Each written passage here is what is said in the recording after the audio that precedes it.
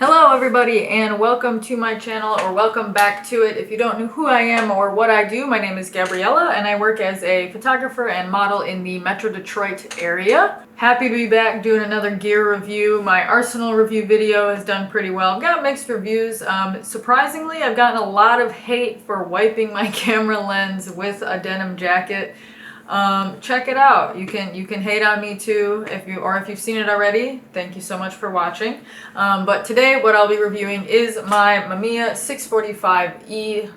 This is my medium format camera that I use. So if you've seen any of my medium format film pictures, it would be taken with this, and we're just going to review it. Start us off today, I'm just going to go through a couple things on the camera and then I'm going to talk about them a little bit more. We have our eyepiece here. We have our ISO setting on the top here. This is actually kind of hard to turn, but it's not that bad. As long as you kind of got rough fingers and are willing to push through it, it's not that bad. This is going to be our turner to move to the next exposure, move to the next photo. What is this called? A winder? That's embarrassing. I'll look it up. It'll flash up here somewhere. We have down here, we have our single exposure, we have our single exposure, and we have our multi-exposure. So that's a really cool feature on this camera specifically, is that I can set this camera to multiple exposure and then it'll let me expose on the same exposure as many times as I want. Probably don't want to do more than like twice, maybe 3 times, or I'll probably just be overexposed. But regardless, it's a pretty cool feature that not many cameras or film cameras that I have has. On that same side, we have our mirror up and mirror down lever. So if you're changing out lenses or whatever, I do recommend just flipping that to up. So that way you can keep your mirror safe while you're changing the glass and doing whatever you're doing inside your camera. All right, to the other side, we have 645E on our side. We have our label here. We have the other nubby for opening the back so we can put the film in. We have our shutter speed wheel here, and we have our lens release right here as well. So that is this side of the camera, and then on the front obviously we have our lens, and this silver button right here is going to be our shutter button. For being a beginner medium format photographer, this has been a great camera for me. It's very user friendly. I was very lucky to get one that the electronics work. So this actually has a built-in light meter. When you look through the camera on the left side, there's a series of shutter speeds, and whatever one that the camera should be at is going to flash at you. So that made that extremely easy for me. So one thing I love about that is I don't have to bother trying to remember another thing to put in my camera bag, which would be a light meter. So I really like that about this camera. I cannot guarantee, and I don't know if they all had the battery or like the light meter capability inside. There's like 645E, 645 Super. There's different models of this camera. I'll do some research and I'll pop it up here so you guys can see it. But this one specifically has a light meter, and it is so convenient that I will deal with the weight of this in my backpack. So I definitely want to start with some of the pros of this camera and the reasons that I love it. I did get this camera specifically on eBay. I believe I paid like $350, $400-ish for it. I'll pull up my receipt for it. I actually got it at a pretty decent price for these cameras, so I was pretty hyped when I found this. I actually was watching, I believe Irene Rudnick.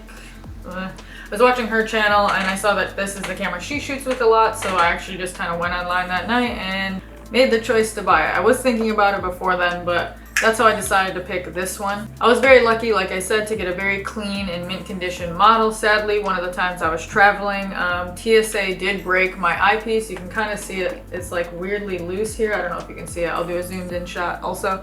But it's a little bit loose because they did crack it there. But otherwise this came scratch free, absolutely pristine. It was awesome.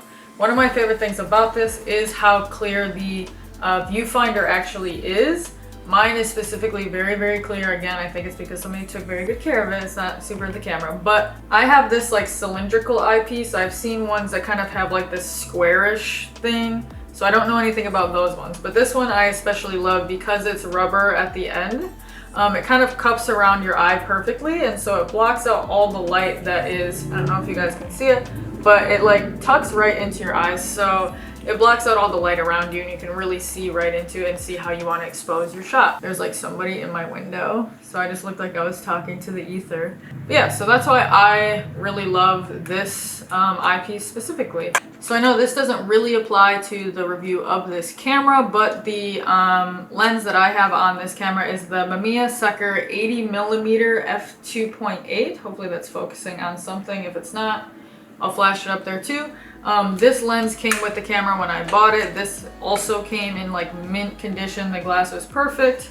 It was perfect before I touched it, and I'm gonna get people yelling at me for wiping my lens with something else. This lens is beautiful. First of all, I typically shoot portraits anyway, but the 80mm is like perfect for portraits.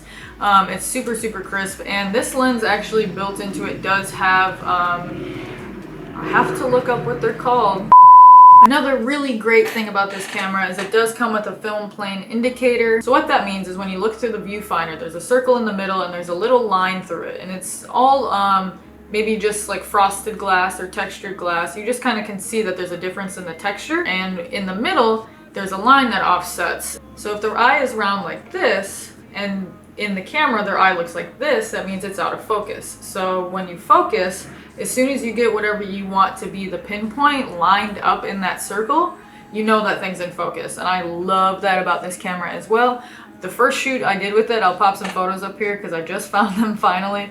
I didn't know that that existed, and some of my shots are out of focus. So some of the stuff I took later, which I'll pop up here as well, is much clearer, much crisper because I learned how to use the camera better. But with learning how to use the camera, that's another thing that makes this Mamiya 645E amazing. Just because I know that people sometimes don't want to listen to the end, I just want people to hear this. I, if you don't know, published a book last year. It was called Dear Billy, and I am publishing another book, hopefully in the spring of 2021. Last year I put on a huge release event for it, and I had about 13 other artists on the show. We had tons of fun. We had an awesome experience. So really quick, I just want to put a call out to anybody watching this video or anybody who's watched my other videos and is a photographer or is working toward becoming a photographer or anything. I would love to get some artists that are not Detroit based for the next show. It will probably be in the spring of 2021, probably late spring for Michigan. If you want more information on how to be an artist, feel free to DM me on Instagram. You can go to my contact page, email me, whatever works best for you. I am available and I will give you some more information when the time comes. Like I said, the weight is one of the things that I would probably put on the cons list just because it is a little bit heavy to be carrying around like just regularly with you. It's definitely not the type of camera you can just like slip in your bag and take with you for a night on the town with your only 2 friends that have masks on. Because it's just too heavy, it's bulky, and it's not super convenient to carry around with you. The other thing I would say that can be considered a con but isn't always is actually how like hard the shutter clicks, I guess, in this camera. I'm just gonna shoot something over there just so you guys can hopefully hear how loud this is. All right, 3, 2, 1. So it's definitely really loud. I personally love the sound it makes. I think it just feels like really tactile, which is really fun. But it's not something that you're going to want to bring to an event or a wedding or something and shoot it a lot, because it's going to make a lot of noise and bother the patrons and anybody else who's near you for more than 3 shots of this before the coolness wears off, and then it just becomes annoying. So that is something again that I might put on the cons list.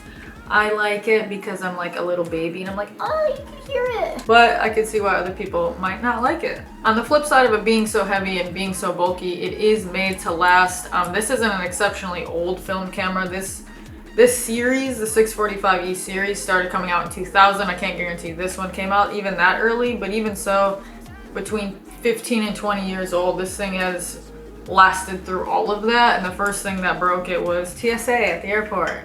So it is built to last. I will say that that makes the bulkiness kind of worth it. To be honest with you, those are the only flaws I have about this camera. So I would say that actually is a great review for me. If I was going to grade this camera, I would probably give it like 4.5 stars out of 5, or like an A- instead of an A, only because the weight is a little bit too bulky for like just very regular use.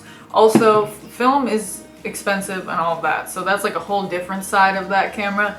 But aside from that, I would shoot it a lot more if it was just a little bit lighter and didn't take up so much space in my backpack. But with that, that's all I have to say about this camera. I absolutely love it. You've seen some of my shots with it. I would highly recommend if you can get your hands on one of these, and if you're fairly new at medium format like me, definitely get your hands on one. It's a super fun way to learn, and you can almost always guarantee your shots are going to come out with that light meter inside. All right, enough about that and more about me. Just kidding. So if any of you know me or any of you have seen my Instagram or just kind of seen the things I like to do, I like to spend money and buy clothes and have way too many of them because I always think like, oh yeah, I could totally shoot that, I can shoot that, I can shoot that. And I, over COVID, started just accumulating things because I had nothing to do but shop. So with that, I've been thinking about clothing sustainability, what I can do to potentially push less clothing waste into the world, because even if I am donating, which I always donate my clothes, I never just throw them away, I know that not all of them are going into the stores and a lot of them are getting thrown away. And so I decided to think about it and come up with an idea of how I can give back these clothes to somebody that will use them and love them instead of just putting them in a bag and hoping somebody else will take care of them. So I've decided to offer very discounted packages with me if you book the look with me. And how that works is basically I have on my website, I have multiple outfits listed on there. I believe I have 9 or 10 right now. So what you do is when you actually book the look with me, you get to keep the clothes when you leave. So it is a little bit of a way for me to lower my clothing waste, kind of focus on sustainability a little bit more, and also just keep wardrobe pieces from my own personal collection cycled through and not making sure I don't have an influx of things that other people will get a better use of than I will. Right now I'm based in Metro Detroit, so mostly that will apply to people there, but I do travel pretty often, and if you are interested in hiring me, I am open to travel and I'm open to talking about it. Or if you go on there and you see clothes that you like and you don't want to shoot with me, or you live 50 hours away, I also do run a Depop shop. You can buy anything that's for sale clothing wise on my website on that Depop. So you don't have to shoot with me if you don't want to, but if you do want to shoot with me and you'd like basically for me to style the shoot for you at a discounted rate, I am offering the book the look sessions now. I will say that there will be outfits on there that do say NSF and they do start with that. That means that they are not for sale. There are certain pieces that I really just want to style together, but I do want to keep them in my collection. So those are still highly discounted shoot rates, but just to get people interested, get people kind of trying new clothes. With that, since I'm just babbling now, thank you so much for watching. If you did like this video, or even if you didn't, subscribe anyway, because people love reasons to hate on other people. Or if you hated it, let me know why and I'll do better next time, maybe. I can't guarantee it. Maybe you just don't like my personality, and that's okay too. But if you did like this video, like and subscribe. Apparently there's a notification bell that I'm supposed to tell you to ding as well, but I don't be doing that for nobody, so I don't expect you to do the same. With that, have a great rest of your life, great rest of your week, weekend, birthdays, holidays, whatever it is. Who knows when the next video is coming, because that's who I am. And have a great rest of your night.